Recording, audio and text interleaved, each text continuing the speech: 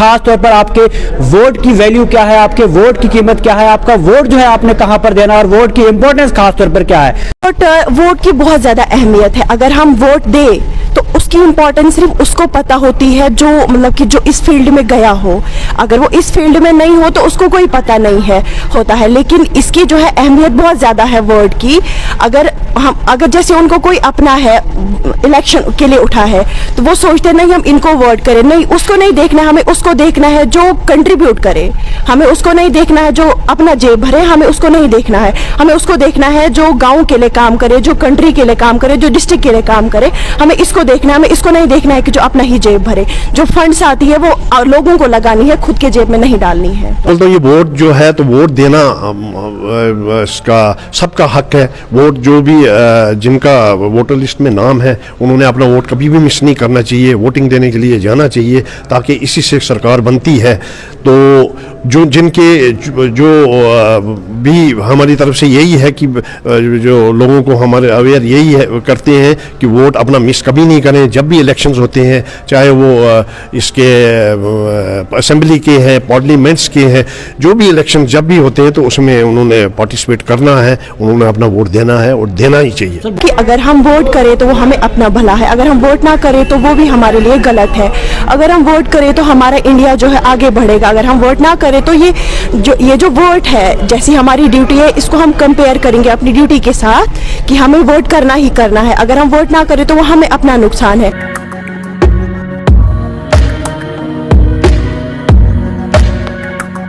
American president Abraham Lincoln का एक बहुत ही फेमस कोट है कि डेमोक्रेसी के बारे में।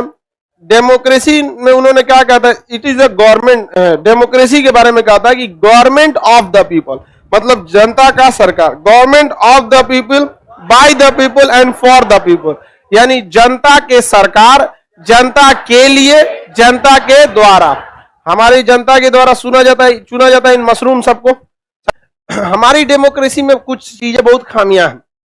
चुनाव जीतने के लिए जितने पैसे खर्च किए जाते हैं, अगर रियल में ईमानदारी से उतना काम किया जाता तो उस पार्टी को कभी प्रचार करने की जरूरत नहीं पड़ती। जितना पैसा ये लोग फूंक देते हैं चुनाव जीतने के लिए, उतना अगर ईमानदारी से लगा दे लोग ना, वो गांव में भी नहीं जाएगा तो लोग उसको वोट देंगे। आप बताओ मित्रों, देंगे कि नहीं देंगे? आप लोगों को वोटिंग राइट आपका अधिकार है, सबका वोटर राइट होना चाहिए। और अगर आप अपने वोट का इस्तेमाल नहीं कर रहे हैं तो आप इस देश को अंधकार में ढकेल रहे हैं। क्योंकि यदि पढ़ा लिखा इंसान वोट नहीं करेगा तो अनपढ़ इंसान पढ़े लिखों पर राज करेगा। बैठ के माथा पीटने से बेटर है जिस दिन आपके यहां निर्वाचन हो उस दिन जाकर अपना शक्ति दिखाइए कि लोकतंत्र में संविधान ने हमें क्या पावर दिया है। हवाई चप्पल पे बैठ के हवाई जहाज पे बैठे इंसान को उतार सकता है आदमी एक बटन से कि उतर बबुआ, यहां पर थोड़ा ही पावर नहीं है। तो आप इस शक्ति को पहचानिएगा। आप बेटर है आज कहा जाता है कि आज काम कर लीजिए, कल रोने से बेटर है आज काम कर लीजिए। तो वोट के दिन आप क्या कीजिए, अपना अधिकार समझिए। अपने माँ बाप को भी, बूढ़े कई ऐसे लोगों को हमने देखा है वोट डालने कि बेचारे आंख नहीं है, सहारा लेके आए हैं लेकिन आए हैं, उनको देख के लगता है कि नहीं हमारा लोकतंत्र सफल है। यहाँ पर अपने अधिकार का प्रयोग कीजिए, यह आपका अधिकार। यही तो एक समय होता है जब आप अपने पावर को एहसास कराते हैं यहाँ पर। तो ये डेमोक्रेसी में होना चाहिए। लेकिन समस्या क्या है कि डेमोक्रेसी में चाणक्य जैसे विद्वान ने कहा था कि यदि शिक्षित लोग अगर सामने नहीं आएंगे इसमें तो अशिक्षित लोग उन पर राज करेंगे। आज अमेरिका, ब्रिटेन, फ्रांस क्यों आगे चले गए? वहां पर जितने पॉलिटिशियन है पढ़े लिखे हैं, उनको लॉजिक्स है। हमारे यहाँ जो एकदम रिजेक्टेड हो जाता है वही चला जाता है, और वो रिजेक्टेड पढ़े लिखे पर भारी पड़ जाता है। क्योंकि पढ़ा लिखा इंसान अपने बारे में सोचता है कि हम ये पिछली बार में ये बोले थे, इस बार में ऐसा बोलेंगे तो लोग क्या सोचेंगे। बाकी नेता को कोई मतलब नहीं बनता है, अबे गरिया आएगा, अबे सट जाएगा, देखते हैं कि नहीं। तो ये चीजें, तो आप कहा ये देश है तुम्हारा, नेता तुम ही हो कल को। तो आप नेता नहीं बनेंगे पढ़े लिखे, लेकिन आपके पास वोटिंग राइट है, आप इसका इस्तेमाल कीजिए। लड़की लोग में भी यहाँ पर अमूमन नेताओं के दिमाग में ये बैठा है कि लड़कियों को वोट डालने से कोई खास, लड़कियों का कोई खास काम नहीं करता है महिलाओं के लिए। केवल आके बोल देगा महिला सशक्तिकरण होना चाहिए, ये होना चाहिए, कुछ नहीं। क्योंकि नेताओं को पता है कि महिलाएं जो हैं वोट डालती हैं या तो अपने पति के कहने पर, और शादी नहीं हुआ है तो माँ बाप के कहने पर। इसलिए वो लोग क्या करते हैं, ज्यादातर मतलब मेल को ही मतलब टारगेट करते हैं कि इन्हीं के हिसाब से वोट डाल। ऐसा नहीं होना चाहिए। आपका भाई जहां वोट डाले जरूरी नहीं कि आप भी वहीं डालिएगा, आप अपने हिसाब से देखिएगा। समझ में आ गया कि नहीं? आप कहने ऐसा लड़ मत जाइएगा कि नहीं हम डलबे करेंगे, हमारा जो उसको मन कर रहे हैं। ठीक है पापा, ठीक है भैया, ब्याह शादी हो गया, हाँ जी ठीक है, इसमें हंसने की क्या बात है? तुम्हारी मम्मी पापा को क्या कहती होंगी? अमेरिका से थोड़े आई हैं, ठीक है तुम्हारे कहने से थोड़ी चलूंगी मैं, ऐसा कहती हैं, ऐसी न कहते होंगे जी। लेकिन अपना वोटिंग आप समझिए, जहां सही लगता है वहीं वोट डालिए, यह आपका अपना अधिकार है, वरना डेमोक्रेसी का कोई मतलब नहीं है। डेमोक्रेसी तभी सक्सेस हो सकती है जब आपके बगल से आपके एरिया का सांसद और विधायक चला जाए और आपके कान पे जू न रंगाया गया होगा, क्या मतलब है? This is democracy. ब्रिटेन के प्राइम मिनिस्टर जब गए थे अपना वैक्सीन लगवाने तो लाइन में खड़े थे। This is democracy. एक नए आयोग की भारत सरकार ने एक नया कमीशन, एक नए आयोग का गठन किया है, जो कि भारत में साइमल्टेनियस चुनाव, यानी कि राज्यों के चुनाव और केंद्र के चुनाव जो होते हैं, आपके लोकसभा और सभी राज्यों के विधानसभा के चुनावों को एक साथ कराने पर विचार करेगा। हम ये जानेंगे ये मुद्दा है क्या, इसकी आवश्यकता क्या है, इसका इतिहास क्या है, इसके लाभ क्या है, इसकी हानियां क्या हैं, और अगर आपको इसे लागू करना है तो इसमें चुनौतियां क्या क्या आ सकती हैं। ठीक है, भारत में आप सभी को पता है कि लगभग हर कुछ महीने बाद कोई ना कोई चुनाव हो रहे होते हैं। यह बात हम सभी जानते हैं कि नहीं जानते कि यार चुनावों की जो प्रक्रिया है भारत में वो सतत चलती रहती है। जैसे इस साल अभी कुछ दिनों पहले विधानसभा चुनाव हुए थे कर्नाटक वगैरह के, आपने देखा होगा, और अभी इस साल ही दिसंबर आते आते दोबारा से कुछ राज्यों में चुनाव हैं, अगले अगले महीने, 1-2 महीने बाद फिर 4 राज्यों में चुनाव हैं, छत्तीसगढ़ में है और राजस्थान में है, मध्य प्रदेश में है, कुछ बड़े बड़े राज्यों में एक बार फिर से चुनाव है। तो होता क्या है, कभी भी देश में चुनाव कराना जो होता है यह एक बड़ी महंगी प्रक्रिया होती है। यह बात तो आपको पता होगी कि भारत जैसे बड़े लोकतंत्र में, जहां पे इतने सारे नागरिक हैं, इतने सारे लोग हैं, चुनाव को कराना कोई छोटा मोटा काम नहीं होता। हर चुनाव को कराने में हजारों करोड़ रुपए का सरकार का खर्चा होता है, प्रशासनिक असुविधाएं होती हैं वो अलग। ठीक है, तो इस बात को लेकर हमेशा से विचार किया जाता रहा कि क्यों ना भारत में हम चुनाव फिक्स कर दें। जैसे मान लीजिए, जैसे एग्जाम्पल के लिए 1952 में जब भारत में पहली बार चुनाव हुए, तब क्या हुआ कि लोकसभा के चुनाव जो कि केंद्र सरकार के लिए होते हैं और सभी राज्यों की विधानसभा के चुनाव, भाई भारत में जितने भी राज्यों के विधानसभा चुनाव उस समय होने थे ये सारे के सारे एक साथ कराए गए। मतलब आपने पोलिंग बूथ बनाया, आपने वोट डालने के लिए स्टेशन बनाया, तो वहां पे व्यक्ति के सामने 2 मतपेटियां थी। एक मतपेटी जो थी वो केंद्र की सरकार के लिए थी, लोकसभा चुनाव के लिए, दूसरी मतपेटी अपने राज्य की विधानसभा के चुनाव के लिए थी। ठीक है, तो व्यक्ति ने ऐसे चुनाव वहां पर कर दिए, इस तरह से व्यक्ति ने वोट डाले, सही रहा, कोई दिक्कत नहीं है। शुरुआत में केंद्र सरकार ने भी अपना कार्यकाल पूरा किया, राज्य सरकारों ने भी अपना कार्यकाल पूरा किया और 4 बार तक चुनाव ऐसे ही चलते रहे। यानी कि 1952 से लेके 1967 तक, 1952 के, 1957 के, 62 के, 67 के, ये चारों चुनाव जो हैं ये ऐसे ही हुए कि केंद्र सरकार के चुनाव यानी कि लोकसभा चुनाव और विधानसभा चुनाव जो हैं ये साइमल्टेनियसली हुए, एक साथ हुए। उसके बाद क्या हुआ, ये कैलेंडर थोड़ा सा बिगड़ना शुरू हो गया। ये कैलेंडर कैसे बिगड़ा कि केंद्र सरकार ने, इसकी शुरुआत हुई जब केंद्र सरकार ने केरल की सरकार को बर्खास्त कर दिया। अब केरल की सरकार जो है वो मध्य अवधि में बर्खास्त हो गई, तो उसके बाद क्या हुआ, आपको केरल में चुनाव पहले कराने की आवश्यकता हो गई। 60 के दशक के मध्य आते आते क्या हो गया कि धीरे धीरे बहुत सारे राज्यों में गैर कांग्रेस सरकारें बन गई, क्योंकि उसके पहले क्या था, पूरे देश में कांग्रेस का ही राज था। केंद्र में भी कांग्रेस की सरकारें होती थी, राज्यों में भी कांग्रेस की सरकारें होती थी, लेकिन 60 के दशक का अंत आते आते बहुत सारे राज्यों में गैर कांग्रेसी सरकारें बन गईं और इन सरकारों का केंद्र से विवाद रहने लगा। और उस समय भारत का संघीय ढांचा बहुत मजबूत नहीं था, तो केंद्र सरकार जो है वो धड़ल्ले से राज्य सरकारों को बर्खास्त करती रहती थी। इसके अलावा कांग्रेस के पास सरकार नहीं बनी तो कई बार क्या होता था कि मिलीजुली सरकारें बनती थी कि भाई कई पार्टियों ने मिलकर सरकार बनाई, उनमें आपस में झगड़ा हो गया और आखिरकार स्थिति यह आ गई कि विधानसभा में किसी के पास बहुमत नहीं रह गया।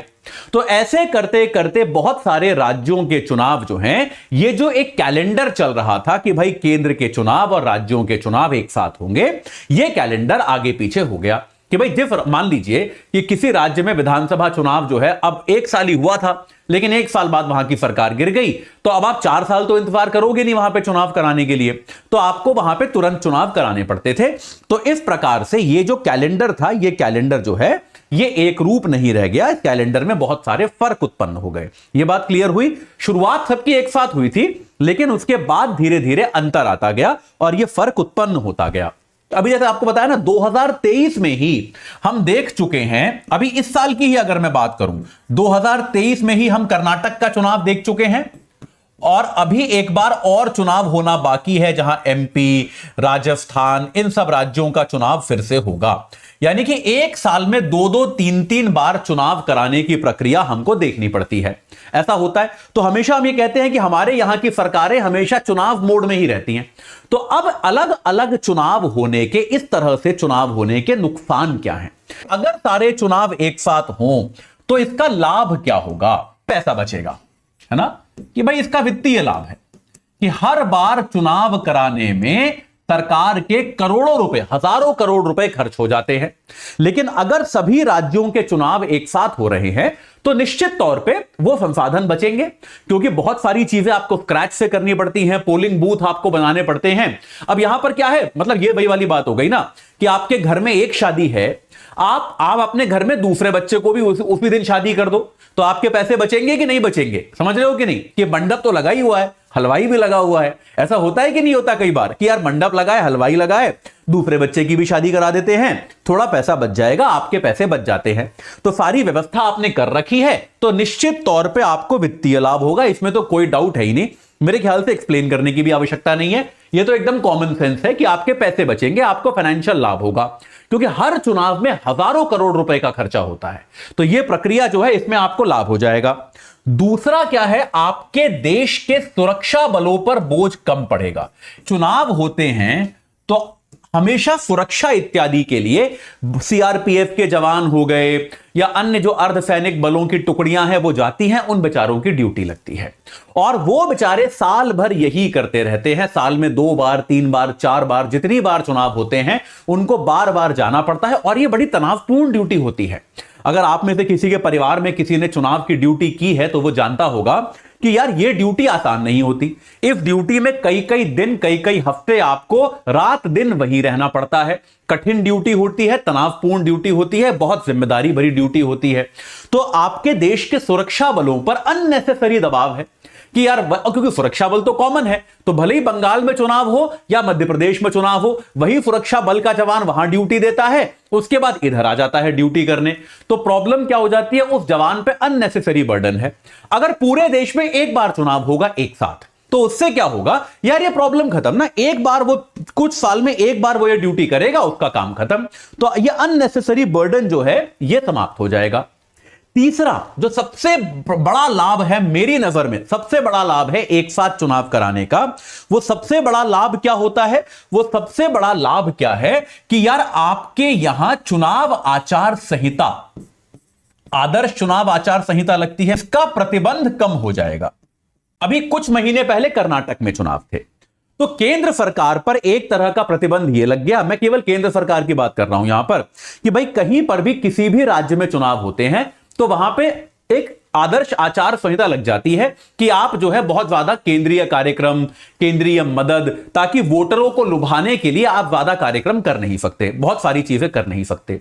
तो कई बार सरकार यह कहती है कि यार हमारे देश में आधे साल तो चुनाव ही होते रहते हैं, यानी कि एक साल अगर है तो आमतौर पे केंद्र सरकार की बहुत कॉमन कंप्लेंट है कि यार साल में से 6 महीने तो किसी ना किसी राज्य में चुनाव चल ही रहे होते हैं, तो उस चक्कर में 6 महीने तो आदर्श चुनाव आचार संहिता लगी रहती है। तो हम जो हैं अपनी नीतियों को ढंग से इंप्लीमेंट ही नहीं कर पाते, क्योंकि हमारे सर पे बोझ होता है कि भैया ये आदर्श चुनाव आचार संहिता लगी है, अब इसका पालन करना पड़ेगा। तो जब तक चुनाव आचार संहिता है तब तक तो हम कुछ कर नहीं सकते। तो सरकारों पर एक अवांछित अननेसेसरी बर्डन होता है कि यार चुनाव आचार संहिता जब तक लगी हुई है हम कुछ कर ही नहीं सकते। तो आधे आधे साल तक, कई बार आधे आधे टेन्योर तक सरकारें अपने खुल के काम नहीं कर पाती। इसके अलावा कई बार क्या हो, एक तो हो गया आचार संहिता, दूसरा चुनाव के लोभ में सरकारें कई बार कठोर निर्णय नहीं ले पाती कि भाई मान लीजिए कि देश हित में सरकार को निर्णय लेना है कि यार कुछ चीजें महंगी होंगी, कोई टैक्स बढ़ाना होगा, सरकार को ऐसा निर्णय लेना है। सरकार को क्या डर लगता है अभी आज की तारीख में, मान लीजिए अगर केंद्र सरकार को ऐसा निर्णय लेना पड़े कि यार कुछ हमें इनकम टैक्स बढ़ाना है, एग्जाम्पल के लिए बता रहा हूं, बस मान लीजिए ऐसा एक निर्णय लेना पड़े, तो क्या वो केंद्र सरकार ले सकती है? उसको क्या लगेगा, यार 2 महीने बाद ना 4 बड़े बड़े राज्यों में चुनाव है, तो यार फिर वहां राज्यों का वोटर नाराज हो जाएगा, कुछ दिन रुक जाते हैं। लेकिन क्या उसके बाद चुनाव खत्म हो जाएंगे? ये चुनाव खत्म होंगे, 4 महीने बाद कहीं और चुनाव होंगे। तो हमेशा कहीं ना कहीं चुनाव की साइकिल ही चल रही होती है। उससे क्या होता है, कई बार सरकार जो है वो कठोर निर्णय लेने में चूक जाती है, कठोर निर्णय जो है वो ले नहीं पाती। अच्छा, एक और चीज क्या होती है, अगर आप एक साथ चुनाव कर पाओगे तो कई बार क्या होता है, वोटर भी थोड़ा सा ऊब जाता है कि यार पिछले साल तो मैंने चुनाव दी, अभी वोट दिया था लोक विधानसभा के लिए, अब इस साल आप लोकसभा के लिए वोट मांग रहे हो, फिर आप म्युनिसिपैलिटी के लिए वोट मांग लोगे अगले साल, तो वोटर भी बार बार वोट नहीं देना चाहता। तो ऐसी कई सारी स्टडीज हुई हैं जिनका यह मानना है कि अगर आप देश में एक साथ चुनाव कराओगे तो मतदान का प्रतिशत जो है वो बढ़ेगा, क्योंकि वोटर को लगेगा कि यार देश में क्या है, एक ही बार तो चुनाव हो रहा है, पिछले अगले 4-5 साल में एक ही बार चुनाव होगा, तो हम क्या करते हैं, हम जाके वोट दे आते हैं, एक ही बार जो है हम चुनाव दे देंगे। ठीक है, चलिए, तो ये हो गए इसके लाभ, बेसिक लाभ जो हैं वो ये हैं कि अगर तो ये व्यवस्था अगर बना दी जाए कि देश में चुनाव जो होगा, अभी एक बार चुनाव हुआ तो सब विधानसभाओं का चुनाव एक साथ जो है 5 साल बाद एक साथ होगा। ठीक है, कि यार आपके लिए चुनाव में भारी इंफ्रास्ट्रक्चर लगेगा, क्योंकि यार देखो इतना आसान नहीं होगा, जितनी आपको जो अरेंजमेंट करना पड़ेगा ना वो अलग लेवल का होने वाला है। मतलब आपको क्या करना पड़ेगा, एक अनुमान के हिसाब से आपको करीब 25 लाख ईवीएम लगेंगी।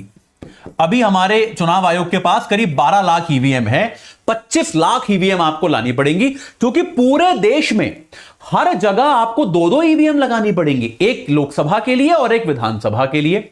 अभी क्या होता है, जो ईवीएम एक राज्य में यूज हो गई वही दूसरे में चली जाती है, क्योंकि चुनाव अलग अलग होते हैं। चुनाव अगर एक साथ होंगे तो आपको ईवीएम सब में एक साथ लगानी पड़ेगी, तो आपको जो चुनाव का आपका इंफ्रास्ट्रक्चर है वो अलग लेवल का आपको एकदम लिटरली दुगना करना पड़ेगा। ठीक है, तो ये कुछ ऐसी चुनौतियां हैं, ये कुछ ऐसी हानियां हैं जो हम इसमें देखते हैं कि भाई ऐसा एक हमको समझ में आता है। ठीक है, तो यार ऐसा नहीं है कि भारत में इस मुद्दे पर चर्चा पहले कभी हुई नहीं है, ऐसा बिल्कुल नहीं है। भारत का चुनाव आयोग जो है 1983 में भारत के निर्वाचन आयोग ने ही इसकी सिफारिश की थी कि यार ये बार बार चुनाव कराना जो है बड़ा मुश्किल काम है, इसके लिए हम क्या करते हैं, सारे चुनावों को एक साथ ले आते हैं। यह निर्वाचन आयोग ने 1983 में सिफारिश करी। उसके बाद भारत का जो लॉ कमीशन है, आपका विधि आयोग जो है, उसने भी अपनी 170वीं रिपोर्ट में इसकी सिफारिश करी। आपका लॉ कमीशन इसकी सिफारिश कर चुका है। राजनीतिक तौर पे पहली बार इसको लेकर बड़ी चर्चा हुई 2003 में, जब अटल बिहारी वाजपेयी भारत के प्रधानमंत्री थे, तब राजनीतिक तौर पे इसको लेके बहुत बड़ी चर्चा हुई। उस समय वाजपेयी साहब भारत के प्रधानमंत्री थे और सोनिया गांधी जो है वो विपक्ष की नेता थी। तो वाजपेयी साहब, ये कहा जाता है कि ये प्रपोजल लेके वो सोनिया गांधी के पास गए और उन्होंने सोनिया गांधी जी से कहा कि भाई आप भी अगर सहमत हो, हम सत्ता में हैं, आप विपक्ष में हैं, अगर हम दोनों सहमत हो जाएंगे तो इस काम को हम तुरंत चालू कर सकते हैं। लेकिन इस पर कुछ आगे हुआ नहीं। यह कहा जाता है कि सोनिया गांधी भी इसमें इंटरेस्टेड थी, लेकिन उसके बाद फिर 2004 में चुनाव ही आ गए, तो फिर सरकार बदल गई, उसके बाद कुछ ज्यादा हुआ नहीं। लेकिन वाजपेयी साहब जो है वो इसमें इंटरेस्टेड थे, वो ऐसा करना चाहते थे। 2010 में मनमोहन सिंह की सरकार थी, अडवाणी साहब ने भी इस बात का प्रस्ताव रखा कि भाई इसको अगर सरकार चाहे तो लागू कर दे, हम बीजेपी वाले इसका पूरा साथ देंगे, हम इसके पूरी तरह से पक्ष में हैं। अगर सरकार ऐसा लागू करना चाहे तो कृपया कर दे, मैं आश्वासन देता हूं कि हमारी पार्टी इसका साथ देगी। उसके बाद 2019 में जो भारत के मुख्य निर्वाचन आयुक्त थे सुनील अरोड़ा ने एक बार इस बात को कहा कि यार ये हमें करना चाहिए, हम अब एक इतनी मैच्योर डेमोक्रेसी हैं कि इस तरह की प्रक्रिया हमको लेकर आनी चाहिए। ठीक है, तो भारतीय जनता पार्टी ने, बीजेपी ने 2014 में भी और 2019 में भी दोनों बार अपने चुनाव घोषणा पत्र में यानी कि मैनिफेस्टो में इस बात को डाला था कि यार ये प्रक्रिया हम लागू करेंगे, ये प्रक्रिया हम लेकर आएंगे, लेकिन उसको लेकर ज्यादा कुछ अभी तक हुआ नहीं है। तो अब लेकिन ऐसा लग रहा है कि शायद इस बारे में कुछ मूवमेंट होगा, क्योंकि भारत सरकार ने एक घोषणा की है कि वो एक राष्ट्र एक चुनाव का जो मुद्दा है कि भाई एक राष्ट्र एक चुनाव, हर साल आपके आपके देश में सिर्फ एक बार चुनाव होना चाहिए। इस मुद्दे को लेकर क्या होगा भाई, इस मुद्दे को लेकर भारत सरकार एक उच्च स्तरीय आयोग गठित कर रही है। केंद्र सरकार ने एक देश एक चुनाव को लेकर अहम कदम उठाया है। इसीलिए आज हम एक देश एक चुनाव के कॉन्सेप्ट का संपूर्ण विश्लेषण करेंगे, जिसमें आपको इससे जुड़े हर सवाल का जवाब मिलेगा। आपको पता होना चाहिए जैसे कि एक देश एक चुनाव से क्या होगा, और अगर इसे लागू करना है तो इसकी संवैधानिक प्रक्रिया क्या होगी। एक देश एक चुनाव का पूरा कॉन्सेप्ट आज आपको क्लियर हो जाएगा। ये तो बात हुई राजनीतिक अध्याय की। अब बात करते हैं एक देश एक चुनाव के प्रस्ताव की व्यवहारिकता यानी प्रैक्टिकलिटी की। सवाल यह है कि एक देश एक चुनाव से होगा क्या। इस सवाल का जवाब हमें लॉ कमीशन की 5 साल पुरानी रिपोर्ट में मिला। साल 2018 में लॉ कमीशन ने एक ड्राफ्ट तैयार किया था। इसमें एक देश एक चुनाव के समर्थन में कुछ तर्क दिए गए थे। एक तर्क है कि अगर देश को लगातार इलेक्शन मोड से आजाद करना है तो लोकसभा और विधानसभा चुनाव एक साथ ही कराने होंगे। दूसरा तर्क है कि एक बार में चुनाव करवाने से पैसे की बचत होगी। सेंटर फॉर मीडिया स्टडीज का अनुमान है कि 2019 के लोकसभा चुनाव करवाने में करीब 10,000 करोड़ रुपए खर्च हुए थे।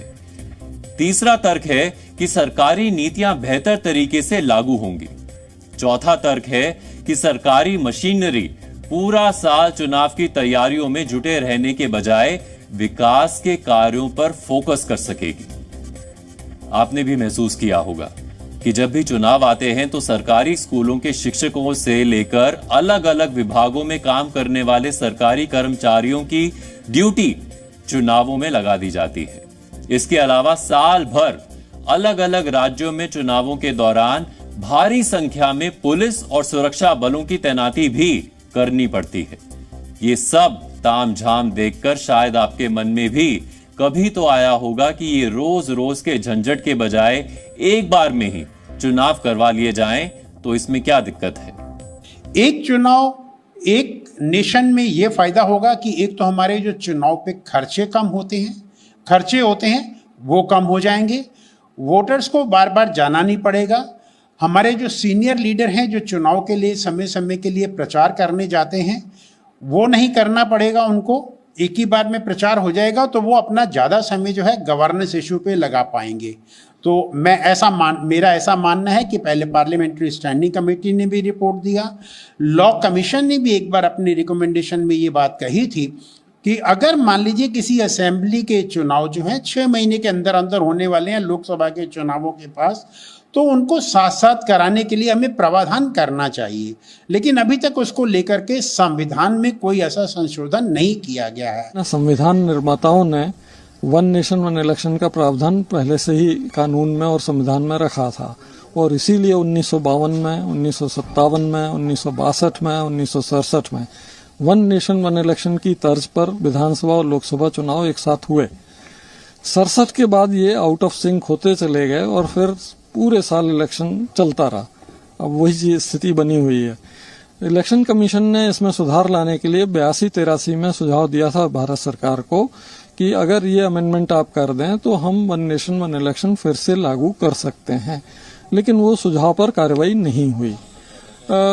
इसके बाद 2015 में सरकार ने इलेक्शन कमीशन से पूछा कि क्या वन नेशन वन इलेक्शन फिर से करना संभव है, तो इलेक्शन कमीशन ने भारत सरकार को बताया कि बिल्कुल संभव है और हम करा सकते हैं अगर संविधान में संशोधन हो जाए, लोक प्रतिनिधित्व अधिनियम 1951 में संशोधन हो जाए और हमें ईवीएम वीवीपैट जो पर्याप्त नहीं है उनकी मैन्युफैक्चर और खरीदने के लिए पैसा हो जाए, और पर्याप्त संख्या में पैरामिलिट्री फोर्स मिल जाए तो ये पॉसिबल होगा और इलेक्शन कमीशन इसको कराने में सक्षम होगा। एक देश एक चुनाव एक ऐसा कॉन्सेप्ट है जो सुनने में तो आसान लगता है, लेकिन इसे लागू करना इतना आसान नहीं है। खुद लॉ कमीशन ने अपनी रिपोर्ट में कहा था कि संविधान के मौजूदा ढांचे के तहत एक साथ चुनाव नहीं करवाए जा सकते। संवैधानिक विशेषज्ञों के मुताबिक अगर एक देश एक चुनाव को लागू करना है तो 3 शर्तें पूरी करनी होंगी। पहली शर्त, संविधान में कम से कम 5 संशोधन करने होंगे। दूसरी शर्त, कम से कम 50% राज्यों को भी संवैधानिक संशोधनों पर रजामंदी देनी होगी। और तीसरी शर्त, संवैधानिक संशोधनों के बाद संसद में बहुमत से बिल को पास करवाना होगा। यानी अभी तो सिर्फ बात छिड़ी है, अभी एक साथ चुनाव करवाने के लिए लंबी प्रक्रिया बाकी है, जिसे समझने के लिए हमने संविधान विशेषज्ञ PDT आचार्य से बात की है। देखिए, बेसिकली 172 आर्टिकल जो है उसमें बदलाव लाना पड़ेगा, क्योंकि 172 जो है वो एक स्टेट असेंबली का जो कार्यकाल है, ड्यूरेशन है, उसके बारे में है वो। तो उसमें कहते हैं कि अनलेस सोनर डिसॉल्व, मतलब अगर पहले आप असेंबली को भंग नहीं किया है तो इसका कार्यकाल 5 साल तक है। तो इसका मतलब है 5 साल पूरा होने से पहले आपको भंग कर सकते हैं, ये तो है। लेकिन कब भंग करेंगे वो तो प्रैक्टिकल प्रॉब्लम लाएंगे ना। तो इसलिए 172 में इनको उसको अमेंड करना पड़ेगा और फिर शायद 356 को भी अमेंड करना पड़ेगा। फिर देखना है कि कौन कौन से और आर्टिकल्स है, लेकिन बेसिकली ये जो आर्टिकल्स है इसमें अमेंडमेंट लाना ही पड़ेगा इनको।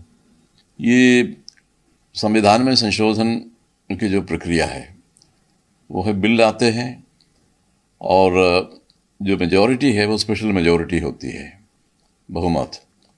इसमें ये है कि जो टोटल मेंबरशिप है सभा का, जो मेंबरशिप है उसके majority plus 2/3 of the members present and voting, जो मेंबर्स मौजूद होते हैं और वोट देते हैं उनके 2/3, ये दोनों चीज़ें हैं, ये स्पेशल मेजॉरिटी है। और खरा उतरना होगा, हैं इन सब का समर्थन हासिल करना होगा। हाँ, हासिल करना पड़ेगा। वो भी इतना आसान नहीं है क्योंकि राज्यसभा में थोड़ा सा प्रॉब्लम है इनका। और स्टेट असेंबली कॉन्स्टिट्यूशन को अमेंड नहीं कर सकता, ओनली पार्लियामेंट ही कर सकता है। लेकिन किसी किसी मामले में स्टेट असेंबली की मंजूरी ज़रूरी है। आधे जो स्टेट्स है, 50% स्टेट्स की मंजूरी ज़रूरी है। वो जो प्रस्ताव पर डिपेंड होता है, बट नॉर्मली जो सेंटर, केंद्र और जो राज्य है, इनके बीच का जो रिलेशनशिप है वो लेजिस्लेटिव रिलेशनशिप है और एग्जीक्यूटिव रिलेशनशिप है।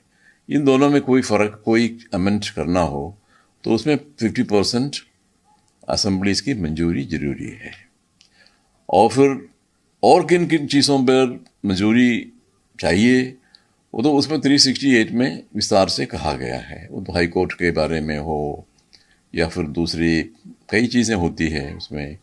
लेकिन अगर मंजूरी चाहिए या नहीं ये डिपेंड होता है, जो प्रस्ताव लाएगा गवर्नमेंट उस पर डिपेंड होता है वो। एक साथ चुनाव का कानून बनाने में कई तरह की संवैधानिक और व्यवहारिक बाधाएं हैं, लेकिन ऐसा नहीं है कि ये हो नहीं सकता।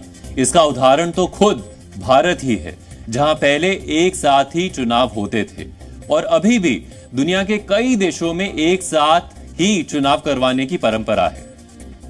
ब्रिटेन में हाउस ऑफ कॉमन्स स्थानीय चुनाव और मेयर चुनाव साथ में होते हैं। दक्षिण अफ्रीका में संसद, विधानसभाओं और नगर पालिकाओं के चुनाव भी एक साथ होते हैं। इंडोनेशिया में राष्ट्रपति और लेजिस्लेटिव इलेक्शन साथ करवाए जाते हैं। स्वीडन में भी हर 4 साल में आम चुनाव के साथ काउंटी और नगर पालिकाओं के चुनाव एक साथ होते हैं। इसके अलावा जर्मनी, फिलीपींस, ब्राजील समेत कई अन्य देशों में भी एक साथ ही सारे चुनाव होते हैं। तो जो अन्य देशों में हो सकता है वो भारत में भी हो सकता है, लेकिन इसको लेकर देश की आम जनता की राय सबसे ज्यादा मायने रखती है। कोई ऐसा साल नहीं है जिस साल में चुनाव नहीं होता, और चुनाव का नतीजा ये है कि उसका अगर बजट जोड़ दीजिएगा तो हमको लगता है कि 2-3 राज्यों के बजट के बराबर हो।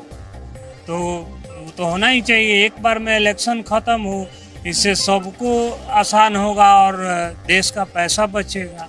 इसलिए ये तो एकदम जरूरी है, इसका मांग उठते भी रहा है पहले से भी, या होना ही चाहिए निश्चित रूप से। अलग अलग स्टेट वाइज इलेक्शंस होते हैं, उन्हें खर्चे बहुत से राजस्व बहुत ज़्यादा उस पर असर पड़ता है हमारे कोष पर।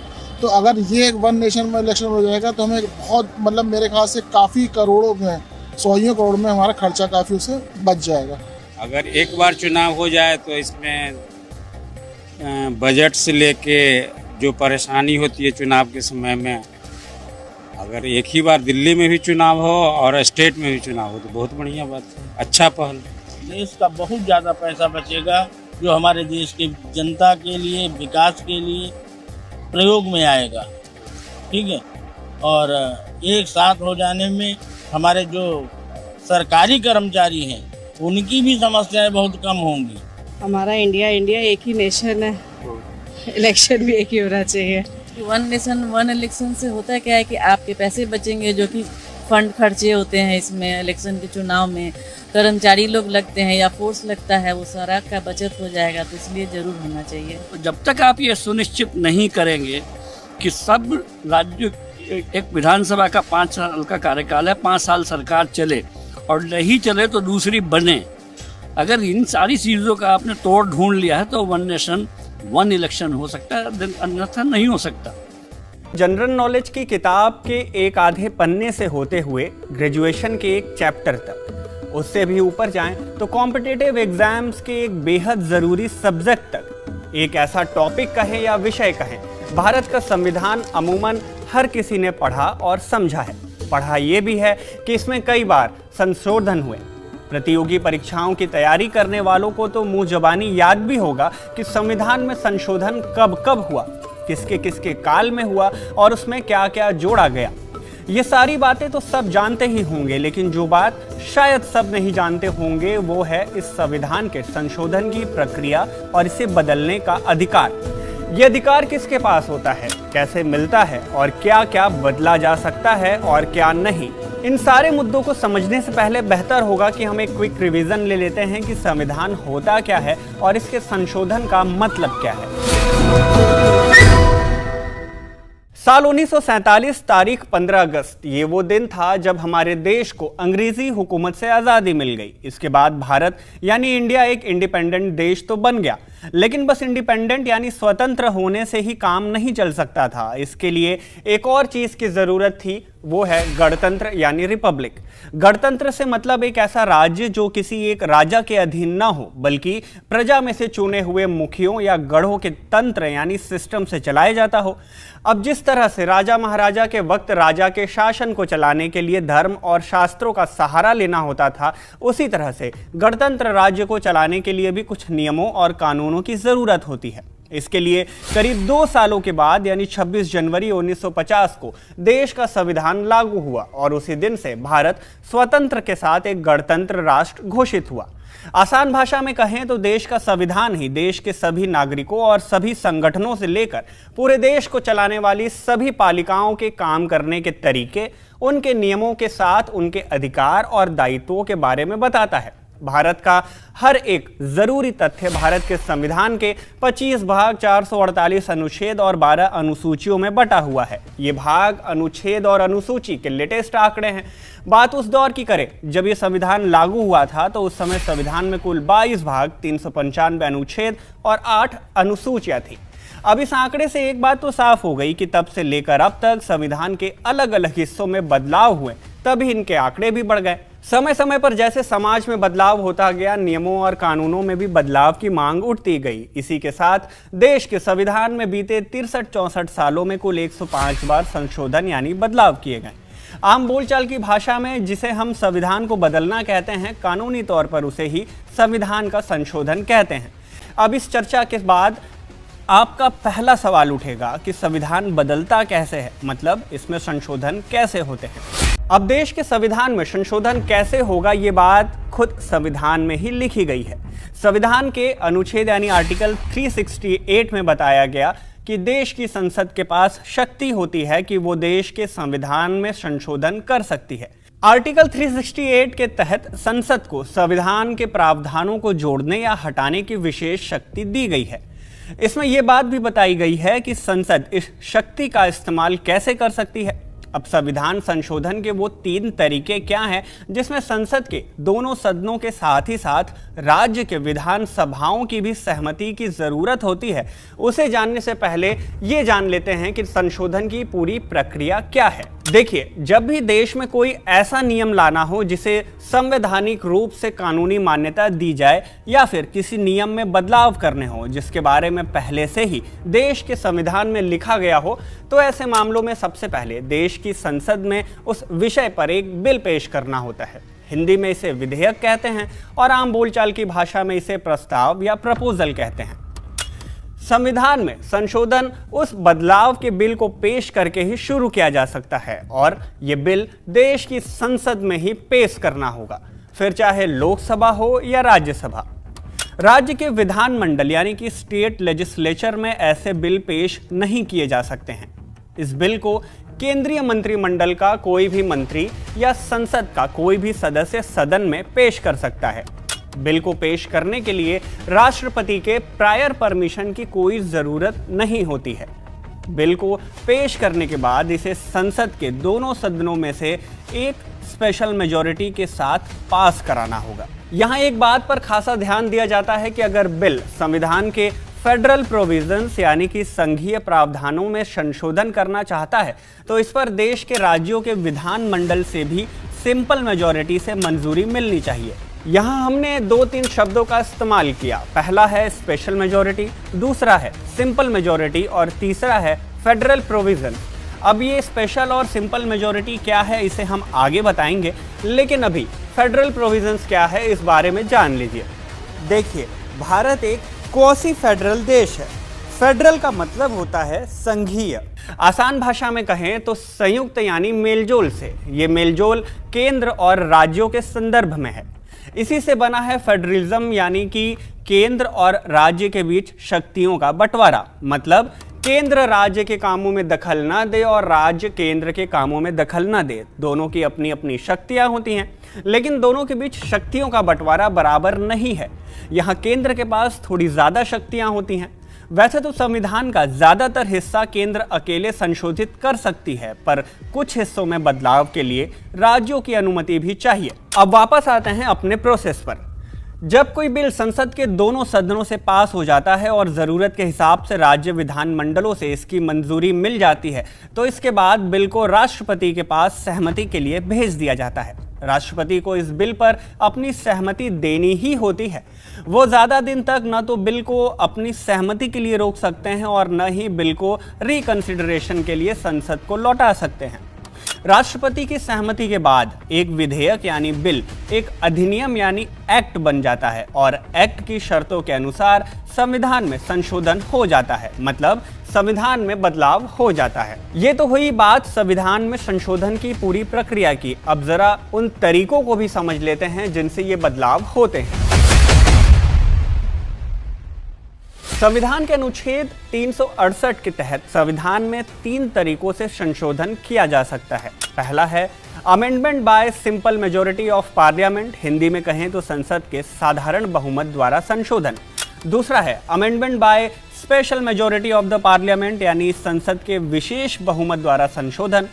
तीसरा है amendment by special majority of the parliament and the ratification of the least half of the state legislatures, यानी कि संसद के विशेष बहुमत और कम से कम आधे राज्य विधानमंडलों के समर्थन द्वारा संशोधन।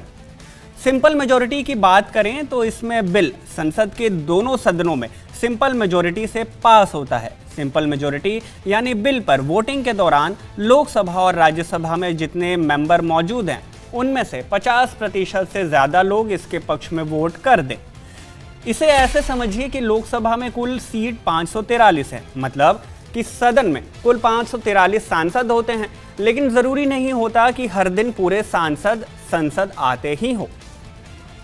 ऐसा बहुत कम ही होता है कि संसद में सारे सांसद एक साथ आते हों, इसलिए सिंपल मेजॉरिटी से केवल उन्हीं सांसदों का वोट लिया जाता है जो उस बिल को पास कराने वाले दिन संसद में मौजूद हों। जैसे मान लीजिए कि जिस दिन किसी भी बिल पर वोटिंग हुई उस दिन सिर्फ 400 सांसद ही संसद आए हों। ऐसे में अब इन 400 सांसद में से अगर आधे से ज्यादा यानी 201 या इससे ज्यादा सांसदों ने बिल के पक्ष में वोट कर दिया तो ये बिल लोकसभा में पास हो जाएगा। इसी तरह से बिल को राज्यसभा में भी पास कराना होगा। ये तो हुई सिंपल मेजॉरिटी की बात। इसका नाम सिंपल मेजॉरिटी इसलिए रखा गया क्योंकि ये सिंपल है और सिंपल मेजॉरिटी से कुछ ज़्यादा गंभीर मामलों पर बदलाव नहीं किए जाते। इस मेजॉरिटी से देश में नए राज्यों के प्रवेश या स्थापना, मौजूदा राज्यों के क्षेत्र, सीमाओं या नामों में परिवर्तन, राज्यों में विधान परिषदों को हटाना या बनाना, राष्ट्रपति, राज्यपाल, अध्यक्ष, न्यायाधीश जैसे पदों के भत्ते या विशेषाधिकार, संसद सदस्यों के वेतन एवं भत्ते, संसद की प्रक्रिया के नियम, सुप्रीम कोर्ट के जुरिस्डिक्शन और उप न्यायाधीशों की संख्या, निर्वाचन क्षेत्रों का परिसीमन, नागरिकता का अधिग्रहण और समाप्ति जैसे कई संशोधन सिंपल मेजॉरिटी से किए जा सकते हैं। लेकिन संविधान की ज्यादातर बदलाव या संशोधन संसद के स्पेशल मेजॉरिटी से किए जाते हैं। इसमें भी बिल को सिंपल मेजॉरिटी के जैसे ही दोनों सदनों से पास कराना होता है, लेकिन इसमें सांसदों की संख्या उनकी उपस्थिति से तय नहीं होती। मतलब कि जिस तरह से सिंपल मेजॉरिटी में संसद में बिल पेश करने वाले दिन उपस्थित सांसदों के पास कर देने से काम चल जाता है, वैसा स्पेशल मेजॉरिटी में नहीं चलता। कोई भी बिल स्पेशल मेजॉरिटी से तभी पास होगा जब मौजूदा सांसदों में से कम 2/3 सांसद पक्ष में वोट डालेंगे। मतलब ये कि लोकसभा में अगर 543 सांसद चुने गए हैं तो कोई भी बिल स्पेशल मेजॉरिटी से पास तभी माना जाएगा जब इसे लोकसभा के 543 सांसदों में से 272 या उससे ज़्यादा सांसदों की सहमति मिल जाए। इसी तरह से राज्यसभा में भी अगर 245 सांसद चुने गए हैं तो वहाँ भी 123 या उससे ज़्यादा सांसदों की इस पर सहमति होनी चाहिए, तभी कोई बिल स्पेशल मेजॉरिटी से पास माना जाएगा। अब आप पूछेंगे कि भला ऐसा क्यों किया गया? ऐसा इसलिए किया गया ताकि कोई भी सत्ता पक्ष जिसे संसद के दोनों सदन में बहुमत प्राप्त हो, वो संसद से विपक्षी पार्टी की अनुपस्थिति में या उसे बैकआउट कराने के बाद या फिर उसे बैन करने के बाद लोकसभा चाहे राज्यसभा में अपनी मनमर्जी से विपक्ष के ना होने का फायदा उठाते हुए किसी भी बिल पर सहमति ना ले, मतलब उसे पास ना करा ले। इस मेजॉरिटी के जरिए यानी स्पेशल मेजॉरिटी के जरिए फंडामेंटल राइट्स और directive principles of state policy जैसे संविधान के कई हिस्सों में संशोधन किया जा सकता है। हालांकि हमारे संविधान के कुछ हिस्से ऐसे भी हैं जिन्हें स्पेशल मेजॉरिटी से भी संशोधित नहीं किया जा सकता। ये हिस्से हैं देश के फेडरल स्ट्रक्चर ऑफ पॉलिटी यानी राजनीति के संघीय ढांचे से। वही संघीय ढांचे जिनके बारे में हमने आपको फेडरलिज्म के बारे में बताते हुए समझाया था। ऐसे फेडरल स्ट्रक्चर में बदलाव के लिए संसद की स्पेशल मेजॉरिटी के साथ जरूरत होती है राज्यों के विधानमंडल के मेजॉरिटी की भी। इसमें जिस तरह से संसद के सभी सदस्यों के आधे से ज्यादा सांसदों से बिल पर मंजूरी लेनी होती है, उसी तरह राज्य के विधानमंडलों में भी आधे से ज्यादा राज्यों के विधानमंडल की सहमति लेनी होगी। इसे समझने के लिए आप जीएसटी के लिए संविधान संशोधन को समझ सकते हैं। ये भी एक संवैधानिक संशोधन के तहत लागू हुआ था, लेकिन ये संशोधन सिर्फ संसद में पारित होने से लागू नहीं हुआ।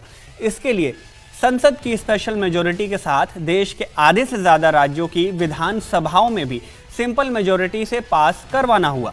यह संशोधन का एक ऐसा तरीका है जिसके जरिए संविधान के अनुच्छेद 368 मतलब कि संविधान में संशोधन करने के लिए संसद की शक्ति को भी बदला जा सकता है। लगभग हर तरह के संशोधन के लिए अलग अलग मेजॉरिटी है। इसमें एक बात तो साफ है कि संविधान निर्माताओं के मन में एक चीज साफ थी कि समय के साथ संविधान में बदलाव होता रहना चाहिए, लेकिन इसका प्रोसेस इतना डिफिकल्ट जरूर बनाया जाए कि सभी दलों में सहमति बने बिना संशोधन न हो सके। अब यहाँ एक सवाल उठता है कि अगर ऐसे संविधान बदला जा सकता है तो क्या कोई सरकार जिसके पास संसद में स्पेशल मेजॉरिटी हो, मतलब लोकसभा में 245, राज्यसभा में 123 सांसदों को मिलाकर कुल 368 से ज़्यादा सांसदों की संख्या हो और देश के राज्यों में भी आधे से ज़्यादा में उनकी सरकार हो, तो क्या पार्टी संविधान को पूरे तरीके से बदल सकती है? बीजेपी के अब की बार 400 पार के नारे और पक्ष विपक्ष के संविधान बदलने की बातों को लेकर जिस तरह से आम जनता के बीच एक सवाल बार बार उठ रहा है कि क्या बीजेपी इस बार अपने गठबंधन के साथ 400 सीटों के आंकड़े को पार कर जाती है, तो क्या सच में वो संविधान में बड़ा बदलाव कर देगी? इस सवाल का सीधा सा जवाब है नहीं।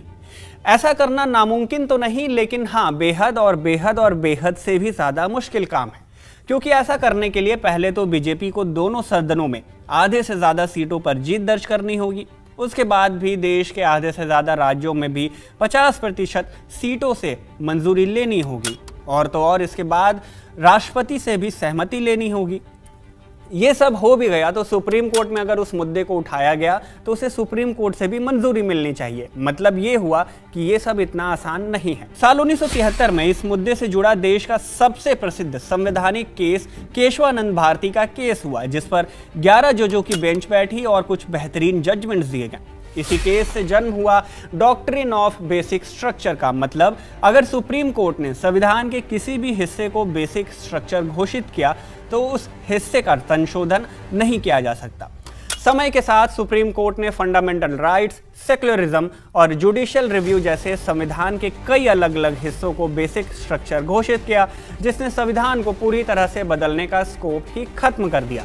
इस केस के बाद ऐसा होना क्लोज टू इम्पॉसिबल है। इस बात का अंदाजा आप इस बात से लगाइए कि जब पूर्व प्रधानमंत्री इंदिरा गांधी के काल में देश में इमरजेंसी लगी थी, उस दौरान सत्ता पक्ष के पास लोकसभा में 350 से भी ज्यादा सीटें थी।